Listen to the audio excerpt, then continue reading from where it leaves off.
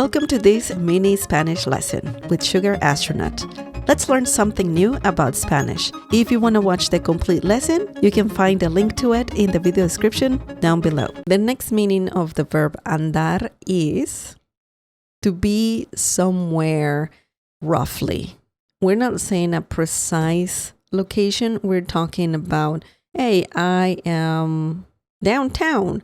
Hey, I am around this area.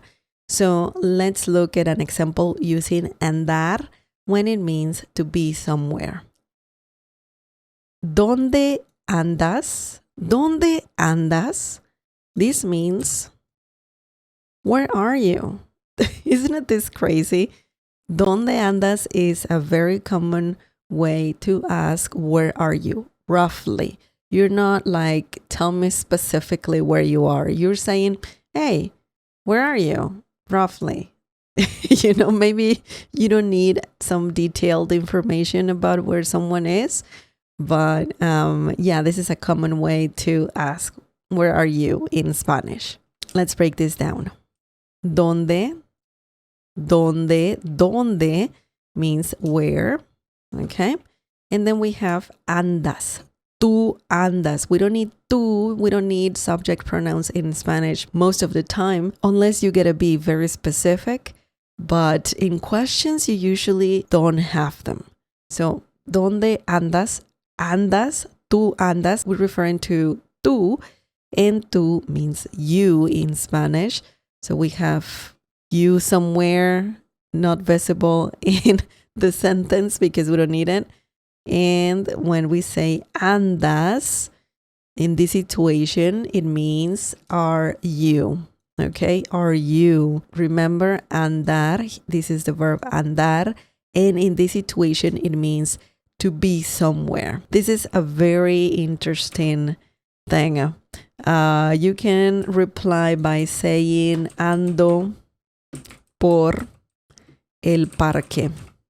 Ando por el parque. And this means around the park.